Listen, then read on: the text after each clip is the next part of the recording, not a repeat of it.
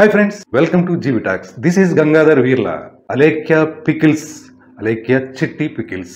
ఇలా మనం రకరకాలుగా సోషల్ మీడియాలో గత కొన్ని రోజులుగా అలేఖ్య పికిల్స్ అనే వ్యాపారం మీద ముగ్గురు సిస్టర్స్ కలిసి పచ్చళ్ళు వ్యాపారం చేసుకునే ఒక అంశం మీద అంతకుముందు వాళ్ళ గురించి తెలిసిన వాళ్ళు తర్వాత ఆ వార్త ద్వారా ఎవరి అలేఖ్య పికిల్స్ లేదంటే అలేఖ్య చిట్టి పికిల్స్ అనే వాళ్ళు ఎవరు అనేలాగా కేవలం తెలుగు రాష్ట్రాల్లోనే మాత్రం కాకుండా ప్రపంచ దేశాల్లో యూట్యూబ్ మీడియా సోషల్ మీడియా అనుసరించే ప్రతి ఒక్కరు కూడా ఈ అలేఖ్య పికిల్స్ అనే వాటి మీద ప్రత్యేకమైన ఫోకస్ చేయడం జరిగింది. అది ఎంతగా అంటే ప్రపంచ దేశాల్లో ఏదో అగ్రరాజ్యం ఒక చిన్న దేశం మీద బాంబులు వేస్తే అణుబాంబులు వేస్తే ఏ రకంగా అయ్యో పాపం అని వేదన చెందుతాయో, ఏ రకంగా బెంబేలెత్తిపోతాయో, ఏ రకంగా అయ్యో పాపం అంటూ నిద్రాహారాలు మానేసి ఈరోజు ఆ దేశానికి జరిగింది రేపు మన దేశానికి కూడా అణుబాంబు ప్రమాదం ఉంది కదా అని మదన పడిపోయే పరిస్థితి ఏదైతే ఉంటుందో అలాంటి ప్రమాదం ఏదో జరిగిందన్నట్టుగా ఈ అలేఖ్య పికిల్స్కు సంబంధించిన సిస్టర్స్ మీద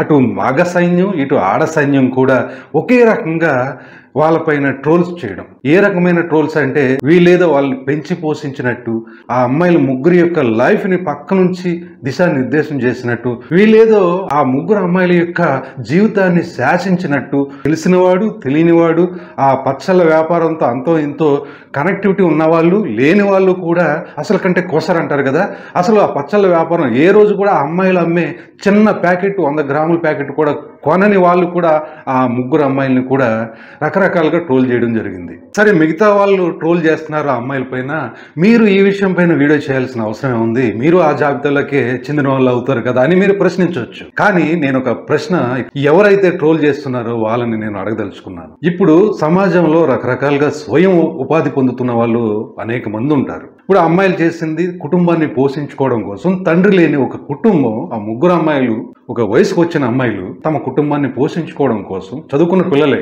తమకు తెలిసినటువంటి పచ్చళ్ళ వ్యాపారం. ఇప్పుడు అంతా కూడా మోడర్న్ లైఫ్ లో గతంలో ఉన్నటువంటి ఫుడ్ హ్యాబిట్స్ ని మళ్ళీ మనం క్రేజీగా ఫీల్ అవుతున్నాం. అదే కొంతమందికి ఉపాధి అవుతుంది. గతంలో తిన్నటువంటి చద్దన్నం, గతంలో తిన్నటువంటి పచ్చళ్ళు, గతంలో తిన్నటువంటి ఆహార పదార్థాలు ఏవైనా కనిపిస్తే మనం వాటిని చాలా మోడరేట్ గా అపురూపమైన పదార్థంగా మనం తీసుకుంటాం. అది ఎక్కడ తయారవుతుందో చూసి ఇక్కడ లభిస్తే అక్కడ మనం పరిగెడుతూ ఉంటాం. ఆ క్రమంలో గోదావరికి సంబంధించిన రుచులు, ముఖ్యంగా పచ్చళ్ళు ప్రపంచవ్యాప్తంగా తెలుగు వారందరికీ చాలా మందికి ఇష్టం. అలాగే ఇతర భాషలకు సంబంధించి ఇతర దేశాల వాళ్ళకు కూడా తెలుగు రుచులు అంటే చాలా ఇష్టం. ఆ డిమాండ్ మేర ఆ ముగ్గురు ఆడపిల్లలు కూడా పచ్చళ్ళ బిజినెస్ అనేది పెట్టారు. అనతి కాలంలోనే బాగా సక్సెస్ అయింది.